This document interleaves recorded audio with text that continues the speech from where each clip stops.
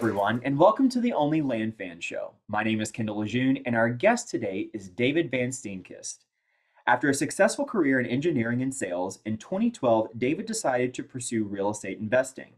Between 2012 and 2014, David completed approximately 20 fix and flips and a handful of wholesale deals, and accumulated a handful of rentals. In 2014, he fell in love with land investing because of the ability to create massive cash flow quickly, the elimination of tenants, toilets, and dealing with contractors, and the ability to outsource most of this business. But most of all, the ability to create geographic independence. Since his start in the land industry, David has quit his job and done over 200 land deals. David has mentored and coached several successful new land investors and consulted with many experienced land investors to help them get unstuck. David, thanks so much for joining us. How are you today? Doing well, doing well. How are you, Kendall? Doing great. So glad to have you. I've been wanting you on the show for quite some time, so I'm so glad our schedules finally worked out to where we could have you on the show. So welcome and thank you for joining us. Yeah, happy to be here. Excellent. So let's just jump right in.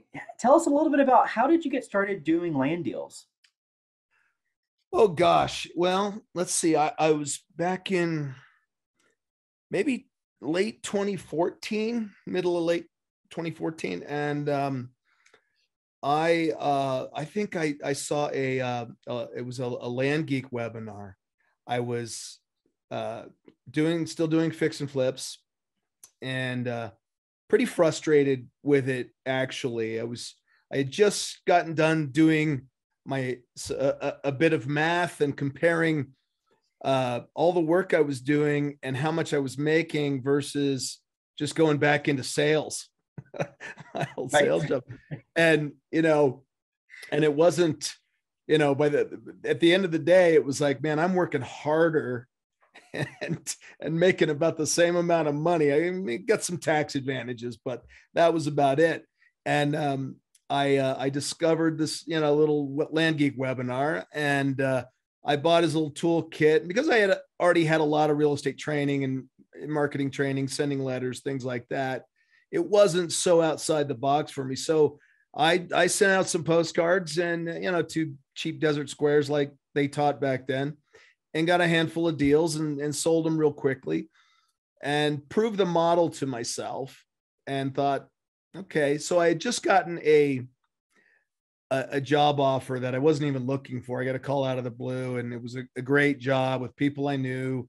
I went back into sales and my old industry. And so I thought, let's do that. And so I shelved land for, I don't know, 7-8 months while I got familiar in the new job, and then started to pick it up on the side and started getting deals right away. So that's kind of, and so I did it as a side hustle for a while. Excellent. So these desert squares that you were doing, can you walk us through a little bit about what the model was? Were you just buying them, closing them on yourself for yourself, and then flipping them, or what were you doing with those? Yeah, I mean, back then it was sending out blind postcards, and I believe the pricing model that he taught back then was to offer a percentage of assessed value. But and there weren't a lot of people doing this back then, so you could get responses. But yeah, and it was just like put them on mostly Craigslist. Facebook didn't even exist back then, and I think Land Watch, Land and Farm, Lands of America were all separate entities back then. They weren't owned by CoStar. They weren't nearly as expensive. So I think maybe I put some on Land Watch as well, but it was mostly Craigslist. Craigslist was gold back then. There was a period. Yeah. There was a period when when I finally got all my systems set up to where I could measure where all my leads were coming from. There was about a year, but it's been a while since then, where Craigslist resulted in like 2x more sales than all the other channels combined. Wow.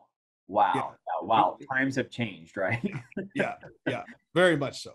Yeah, fascinating. So let's talk a little bit about what types of deals do you specialize in now? You mentioned that you got your start in desert squares. So what types of deals are your specialty now? Yeah. So, I heard, I listened to your podcast with our friend Mr. Sliva a few weeks ago, and I love his term. If it's not a hell yes, it's a hell no. Right. And Right. so those are more the types of deals. I'm more in price ranges of buying for 20 and up, and selling for 40 to 50 to 60, and focusing a little bit on subdivides now as well, although it's Colorado's a difficult state for that because of the water. But I'm actually working on a 135 acre deal right now that I think is going to happen. Very good. Very good. So are you like, talk to me about the model. Are you creating notes? Is it just for cash, or what's your preference with that? Yeah, so less notes than I used to be doing. And I'm actually moving into more of a still seller finance model and selling the notes. Um, if the deal makes sense, I'll hold on to the notes. At the moment, I'm moving to more cash deals and or seller finance and sell the notes. Got it. Got it. So, what was that transition period for you like when you went from these desert squares to now flipping sort of the higher value lots compared to what you started with? What was that transition like for you? It really wasn't a transition. I just morphed into it. You know, Got I just gradually started changing the parameters on my mailers. And and then of course when you're doing this long enough and you're sending out enough marketing material, you're still going to get those cheap ones that come across your plate. And as of maybe a year ago, if they landed in my lap, I was still buying them. But I don't buy those. I won't buy them anymore. Not in today's market. I don't want that level of inventory. And it's just become not attractive. I'd rather put more effort into doing something where I'm gonna at least make 10 at the end of the day, but really trying to make 20 at least on a deal. Got it. Yeah, that makes a lot of sense. And so, are you still self-funding all of your deals? Or are you using private money, or how do you go about funding your deals? Yeah, so combination. I've got a decent source of private funds and my own money. But when that dries up, I'll certainly go out and use whatever funding is available. I'll get more expensive funding if I have to, and that's a good problem to have. Absolutely. Yeah, definitely. When you have more deals than money, It's always a good problem. It's funny. I have a friend in the business a few years ago. I was talking to him, and he was doing really well. I mean, he was at that time really outpacing me for sure. And and I asked him a question when I said, I asked him if he's, how his mailings are going and whatnot. And he said, well, we're not, we haven't done any mail for a while because we're kind of cash strapped. We've got inventory and we're just waiting to sell it off before we market for more. And my thinking was, why not keep that momentum going? It's better to take 50% of something than just shut it off. absolutely. Yeah, 50% of something is always better than 100% of nothing, right? Yeah, yeah, yeah. So, can you talk about what were some of the challenges that you had when you first started in the land industry? I know that you had a little bit of you had some background in real estate already, doing some, fix and flips and rentals, but what were some of the challenges that you came across that were specific to land? You know,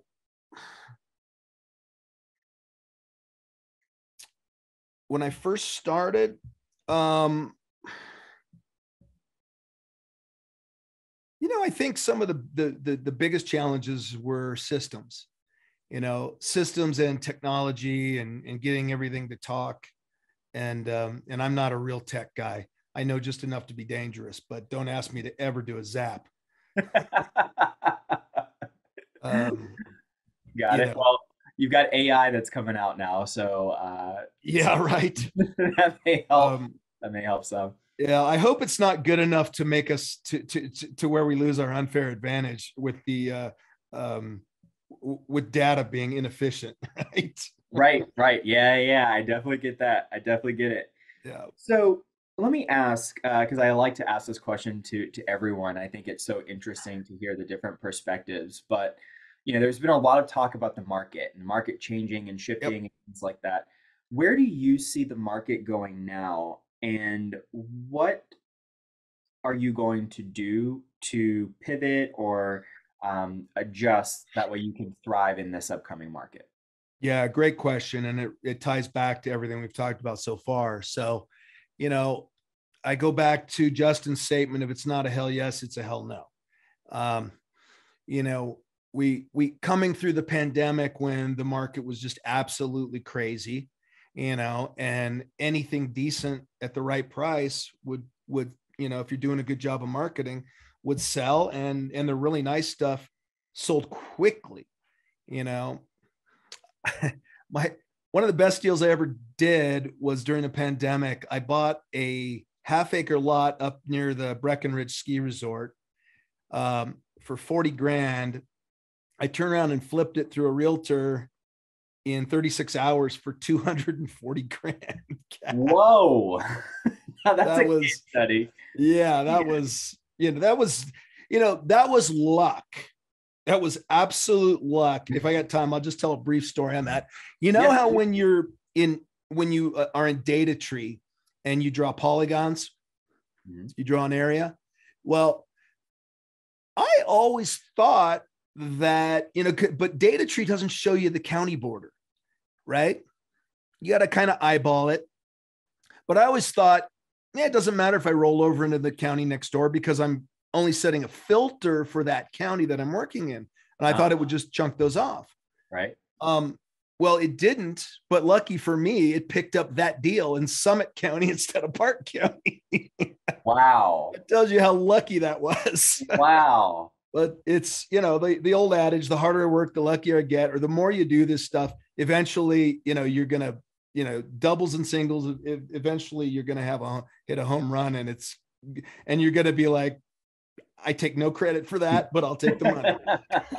I love that. And what a testament to, we always heard that, if you do the right thing, the deals are going to find you. That deal definitely found you. Yeah. That's so cool. Yeah. Nice. So, um, what advice would you have for brand new people to this industry? Let's say they, have no real estate experience, but they're listening to this and they say, I think land is where I want to start my real estate journey. What types of advice would you have for those newer investors? Well, it would be spend the money on coaching, on a mentor. It's still an awesome business. It's far from saturated, but we're not in the buy anything and it'll sell market right now. We're probably more of like, I don't know, back 2017, 2018, it's more of a normal market. But we are going through a slowing economy where you don't have as much disposable income out there. You got people that are they're feeling the pain of some of the inflation and things like that, and thinking, they may not be sure about their job, and they might have some money, but thinking, I think I'll wait on buying that piece of land right now because it's not something that I have to have. It's a nice to have. So Right. you have some buyers that are not there. So you got to navigate the waters a little more carefully. So have a mentor for sure, and don't. One of the things I think that when you're a beginner, you don't have a lot of deal flow. You've only started to get, some marketing, and you probably have a limited budget as to how much mail you can send or how many text messages you can send, and all of that stuff. And so when you're not looking at a lot of deals, because we all want to have enough deals coming across our desk that we can pick and choose, that we want to have more than we can handle, really. And that way you're just picking all the best ones. So early on, you have the propensity to try to push a deal that maybe isn't so great to try to make it work.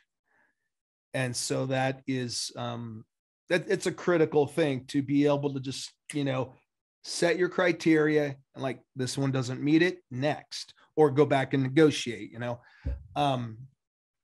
a mentor helps a lot with that, like, there's examples of, okay, this has access, but it's not a great road, or, properties borderline, too steep.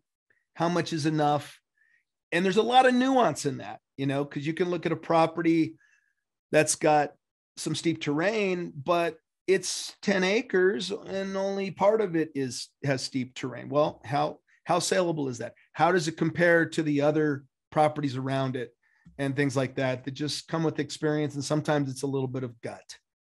Absolutely. And, you made so many great points in that. I want to go back to the mentor piece because it definitely sounds like you were speaking from experience. So can you talk to us a little bit about the role that mentors have played in your career so far?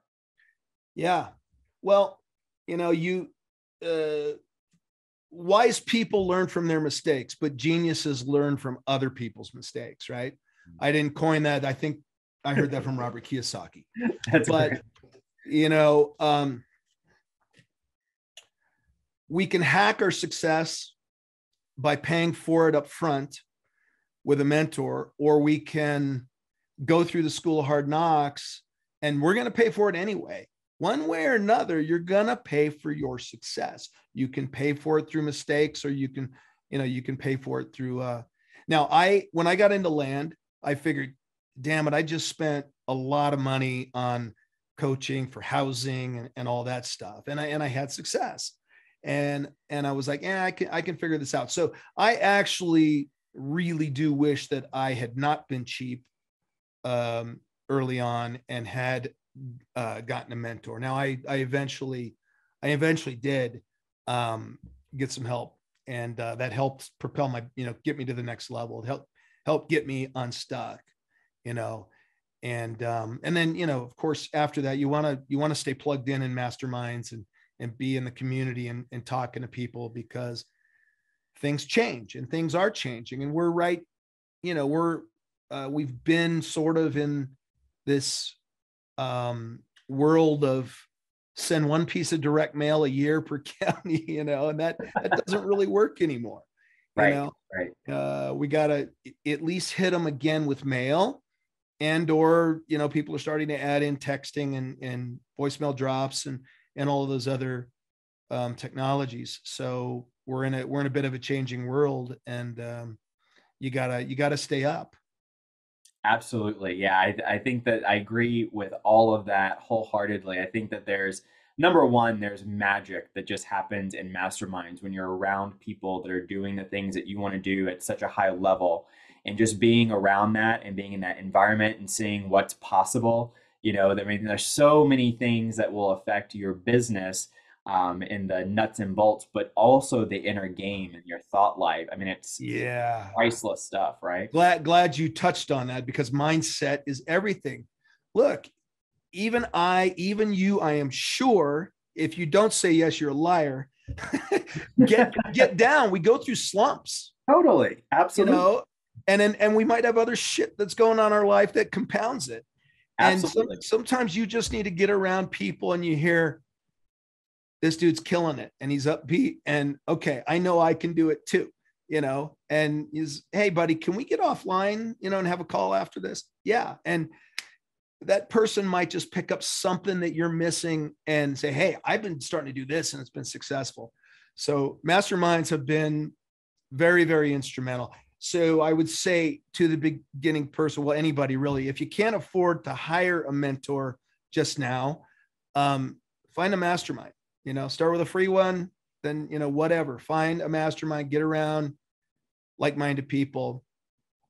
Absolutely. Plug in. I think that's so important, especially I know, you mentioned something about, kind of getting down on yourself. I think we all go through that as entrepreneurs. We go through that journey, and it's significantly harder when you're the only person in your little circle that's trying to do something outside of the box, but it's special whenever you're around other people who they're doing those things, and you're like, man, this is real. It manifests it in reality, right? And so it makes it that much more powerful and possible. So Yeah, uh, yeah, there's definitely magic in that for sure. exactly. And sometimes you just need, we're all working remotely and whatnot. Yeah, it's not COVID anymore, so we're not cooped up, but the social aspect of it, commingled with the business aspect on people that are like-minded and whatnot. It's fun, and Absolutely. it helps get you motivated.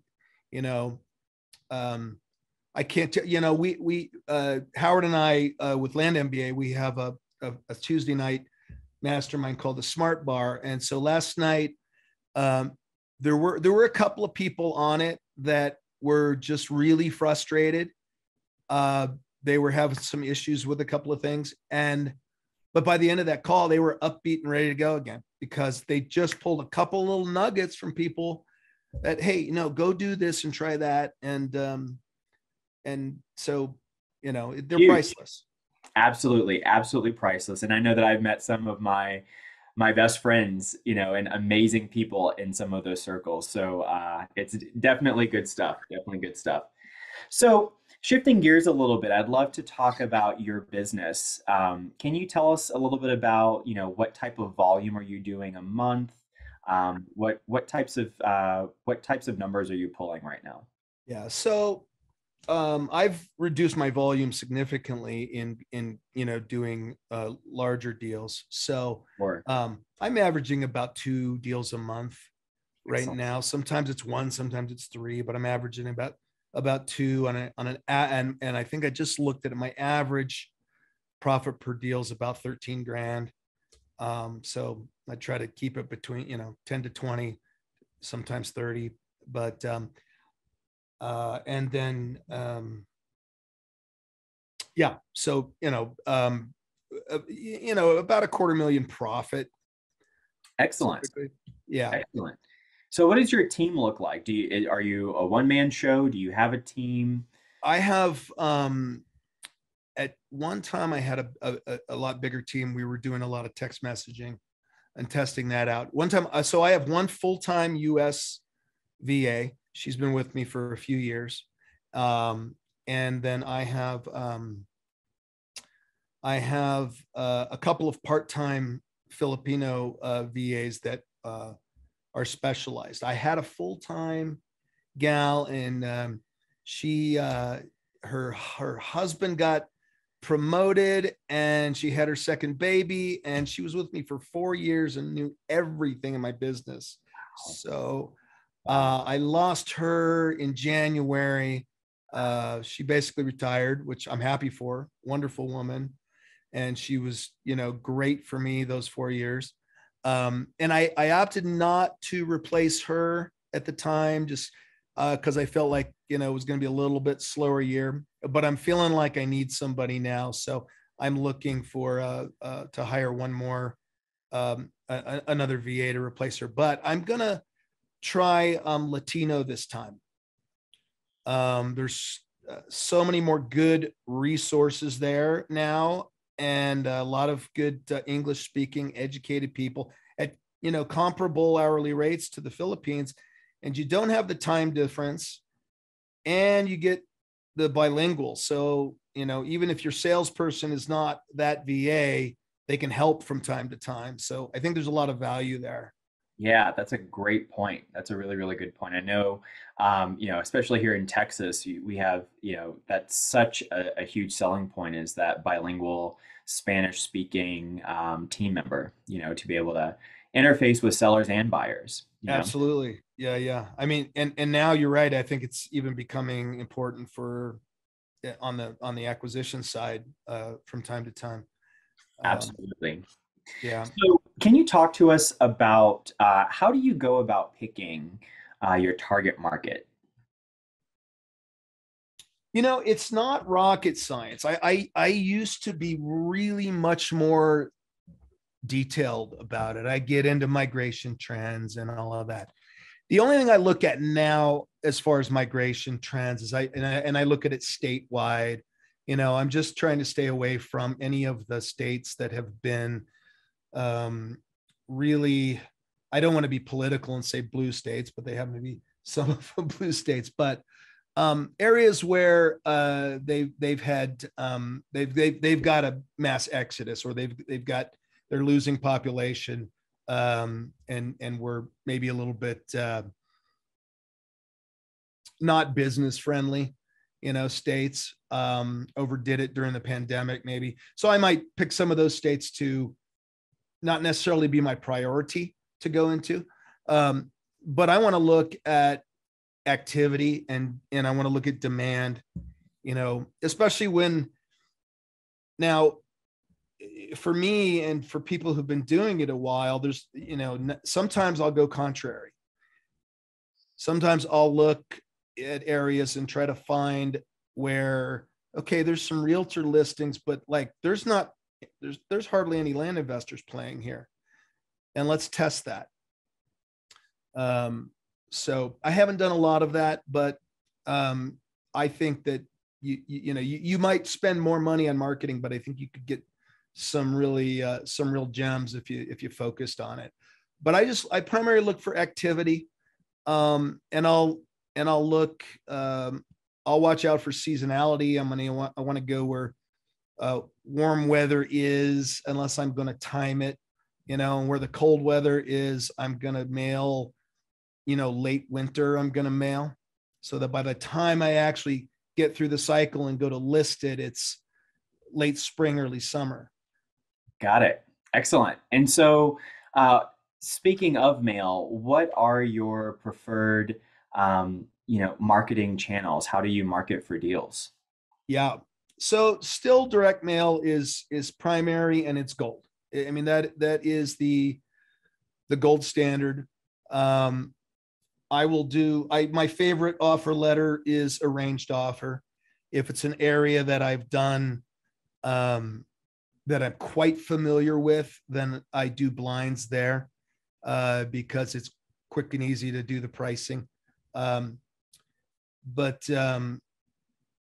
Yeah, I'll do ranged occasionally if I'm going into a brand new area, and I'll sometimes test with neutral letters. Right. Yeah. Also, if I'm going after, large acreage with the intent to subdivide, many times that's a neutral letter as well, just to get them on the phone and see what we can think up talking. Maybe it'll end up being a JV deal. Right. Right. Yeah. That's great. That's really good. And so, what's your lead processing flow like? So you're sending these ranged offers, they Yep. call in, and Yep. what's the process like for you after that? Well, we'll take a quick look at it online, look at the access first, look at the slope, check the floodplain, everything you can do from MapRight, and then try to get not spend too much time on it, because it's just a quick check, because they may not be serious about selling, especially at a discount. So, it's a 5, maximum 10 minutes. And, we'll look at a couple of comps, so we have at least a number in our head when we call on that deal, because I find that, you can talk to the seller, get them, maybe wanting to do a deal. And then if you got to say, well, let me look at it and I'll come back to you with a price, I find that it's much more effective if you're able to give them a ballpark, something close, then say, like, I got to go back and verify it, and then I'll send you an offer. But, does that rough number sound good to you? And so sort of you want to feel them out then. Number one, because people are busy, and you can spend inordinate amounts of time trying to get them back on the phone. It's sales 101. And I know that's acquisition side, but acquisitions is still sales. Sales is persuasion. You're trying to persuade somebody to do something, whether it's to sell you something or to buy something. And and when I was in B2B sales, the biggest challenge is getting back in touch with people. It's like, don't let them off the phone. Don't freaking, that's my number one rule. If you can help it, do not let them off the phone with some sort of a quid pro quo. Always get some sort of a quid pro quo, some agreement that, all right, this is the next step, and will you do this for me? So Yeah, that's really, really good insight. Just making sure, like you said, that quid pro quo where that there is a reason to follow up and they're expecting that and to continue that conversation. Yep. So now, real quick though, I want to add something yeah. else because I think this is valuable for people. If I've got somebody on the horn and we're at we can agree on a number, right? Then now, I may get their purchase agreement signed back, and then I'll go take a deep dive. And then if I have to go back and adjust it because I found something, well, whatever. That's the way the cookie crumbles. But if somebody's on the phone and they've got the letter in front of me, I don't care if it's a blind offer or a ranged offer. It might even be a neutral. I'll tell them, you know what? Go ahead and write the amount we agreed to. Take a picture of it and text it to me, and I'll run with that. I'm not gonna wait until, okay, let me send you another formal offer and send it in DocuSign and you sign it perfectly. No, bullshit. Right. Yeah. Sign that bad boy and get it over to me any way you can, and I'll start working on it. Get it and go. I love that. Yeah. And that just, one of the things that I love so much about that approach is it just removes the friction out of the process. I've always heard it said that if you can make the process easier for the sellers, it's so much easier for everyone. Absolutely. And so, I love that, removing those friction points. Yep. So can you talk about what are you typically finding? I know different markets have different statistics, but what's your average number of mailers per deal that you're finding now in today's market? Yeah, so that's always a tough one because it is I don't track it to a detail that I wish I would. And meaning, all right, this area, these size range, these price ranges, because all of that nuance impacts it, and sometimes it's just a matter of timing too. There's so much nuance, but I'm averaging, I think about 1,800 offers per deal or letters per deal. That's great. And do you have, are you, sending mail to the same areas, or once you hit an area, you don't mail it again? What's your flow like with that? Well, I was doing about, kind of hitting twice a year. And now I'm actually in process of adjusting that to hit them with a letter and then follow up with a postcard a few weeks later. And then also setting up a drip, just a slow, steady drip text and RVM campaign, not the mass texting. We've done that. I spent about 3 months fully testing out texting and RVM. And what I found was my deal rate was about the same as sending more mail. And people think it costs less, and it does from the data and operations standpoint, but not after you factor back in labor. Got it. Because you're always on that, somebody's got to be on that text all the time. Sure. Absolutely. Yeah, that's a really good point. Yeah. Those text leads, they are cheaper. However, they're not really. They're not really. You are going to be paying for some labor to process those leads. Yeah. Definitely get that. But I think dripping them out, if you do a drip where you're not spamming them, it keeps your name in front of them. And I will say this, when I did, I had the most success on text when I followed a mail campaign and said, hey, we recently send you a letter, blah, blah, blah. And, we were able to pull out a couple of more deals out of that same list. where people said, "Oh, shoot, I threw your letter away. I thought it was a scam." Nice. Yeah, using text to create those additional touch points that's already tied to that campaign. That's really, really smart. That's fantastic. So, how do you go about dispoing your property? So we've talked about some acquisition. How do you go about selling them? Are you just listing on the MLS? Do you have are you handling that in-house? How do you find buyers for your properties? Yeah. So Facebook Marketplace is still plays a big role. I had actually been off of Marketplace for a while because I got banned. I ended up deleting my accounts and starting brand new fresh accounts. But now we're back doing that again, and it's working well. But of course, land.com, and we also advertise on LandFlip as well. So most of our leads are coming from land.com, and I have an internal salesperson who I pay a small base, and then I pay a bonus on every sale. And then we are selling more and more through realtors. And my experience on that is probably like everybody else's, mixed emotions, some really good ones and some that think they're good. It's a very kind way to put it. Yes. I recently had the most unbelievably horrible experience with a realtor, but I won't go into it.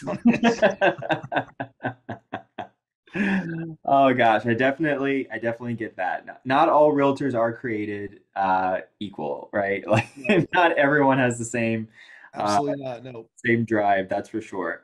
So let me ask you, what would you consider to be the most important needle moving activities for someone to do in the land business on a daily basis? Uh-huh. Well, it's less, yes, on a daily basis. Okay, she already covered it. So consistency is number one. If we take consistent action, it's going to yield more consistent results. But I think analyzing the market and putting yourself in a position to make offers. So that's marketing for deals, and then also marketing on the sales side, mailing and marketing. I mean, those are the two key things. I mean, there's a lot of other stuff in our business that we have to pay attention to. But even I still, get sidetracked with other stuff sometimes. And, it's so important to have your must do's identified, and to not allow yourself to get distracted too much. We're not perfect. We're humans, and, life happens, but, and I mean, I've seen it with myself. If I'm not doing those things, if I'm doing mailing and marketing like this, my business goes like this. Absolutely. And Absolutely. you got to get the pump primed and keep it primed with consistency. Yeah. Even that means you're going to have some offers here and there. For You sure. know, For sure.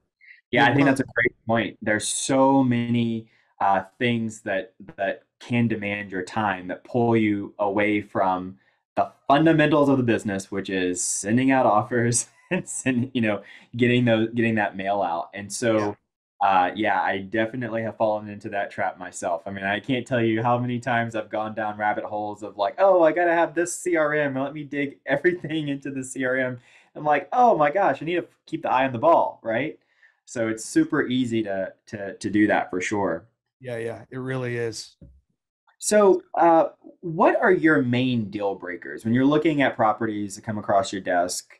What are some of the deal breakers that you see and you're like, okay, this is not for me. Move on to the next one.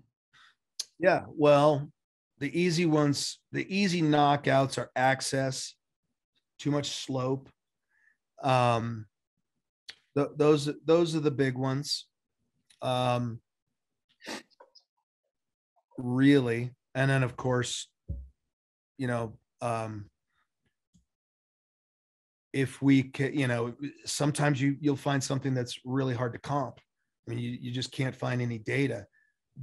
you know, and that's less of an issue, because you have options there. You can either go back and negotiate a price that you're sure you can sell it for a profit, if you can do that, or option it. Do an option. I've done several of those where I've gone back to the seller and go, man, I'm clueless. There's no data here, and so I'd like to get you that price that you want for the property, but for me to pay cash in order to hedge my risk, I've got to be down here. And if they won't do the deal, and I think, there's some spread in here, it's worth doing an option, then I'll explain to them what an option is and see if they'll go for it. And every now and then, you get somebody to go for it, and you turn something into something that you passed on, and now you made 15, 20 grand for very little time. Yeah, that's fantastic. That's really, really good advice. So what would you floodplain can also floodplain. be, Floodplain. Yep. Excellent. But that's also subjective. Floodplain in Colorado doesn't mean as much. Floodplain in Texas and Florida means a lot. So. Sure. Yes. That's a really good point. All dependent upon the market, for sure. So what do you consider to be some of the biggest challenges in the land business that you see people struggling with? I think, there's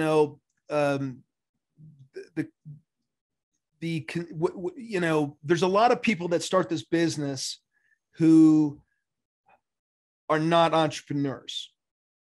They haven't had enough experience yet being an entrepreneur. They may have entrepreneurial aspirations, or they may be a W-2 in a very independent, high-level position. Maybe they're a director or VP of some organization. So what they do in their normal job, in dealing with clients, dealing with budgets, dealing with employees, and all the responsibilities, and a lot of decision-making autonomy, it's entrepreneurial. But at the end of the day, they still get a paycheck. Maybe their bonus will vary based on performance, but they still have that guaranteed paycheck. And so the decisions they make aren't necessarily impacting their own bottom line. And so when things, get hard, they're not going the way that one wants. I think pushing through that, having the wherewithal of what it really takes to be an entrepreneur, to push through the difficult times, knowing that it's not going to be, sunshine and rainbows all the time. Right. And keeping that mindset up. And if you've had a couple of, bad mailers, and you're starting to doubt, I think that's the biggest struggle. And you start to get shiny object syndrome, because let's face it. So when did you start doing this, Kendall? Started land or real estate in general? Land. So land, probably about 2.5 years ago. Okay. So it's I forgot my point. So I've been doing it, like, I don't know, I guess 6 years. And back when I started, there was, gosh, I would get a deal about every 300 to 500 mailers. Now it's maybe, if you're going after Desert Squares, it might be 1,000. Now it's, 817, 1,800, maybe 2,000. So you're spending more on marketing. So I think, having the wherewithal and the confidence to keep going. That's a really, really important distinction that I haven't heard very many people talk about in this space, which is, it's one thing to understand the model and to do a deal. It's something completely different to actually implement that as a business strategy and making this a business and looking at it from an entrepreneurial standpoint. I mean, I think we can all agree that, it's not rocket science, right? Like it's a pretty simple model. There are much more complex models out there.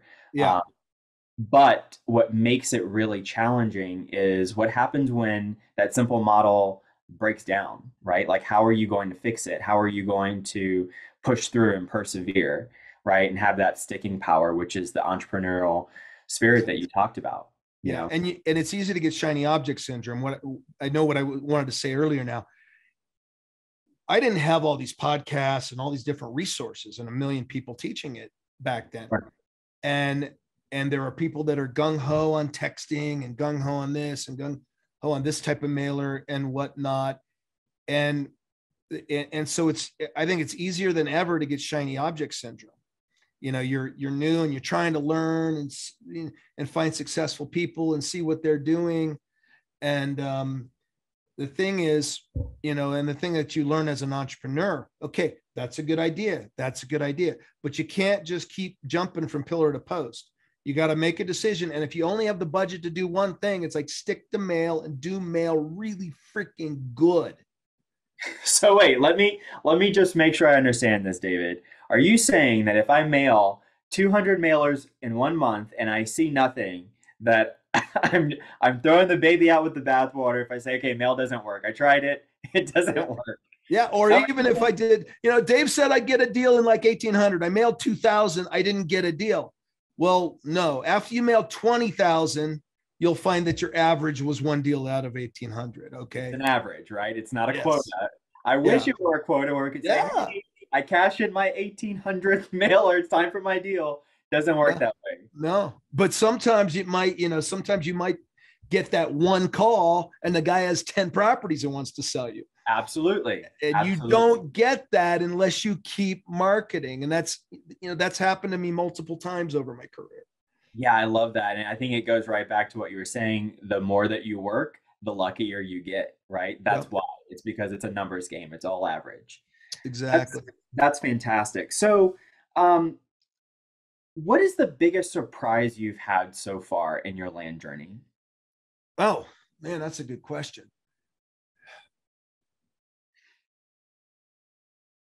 I don't know. I got to think about that one. All right. My biggest surprise. I mean, I don't know. I mean,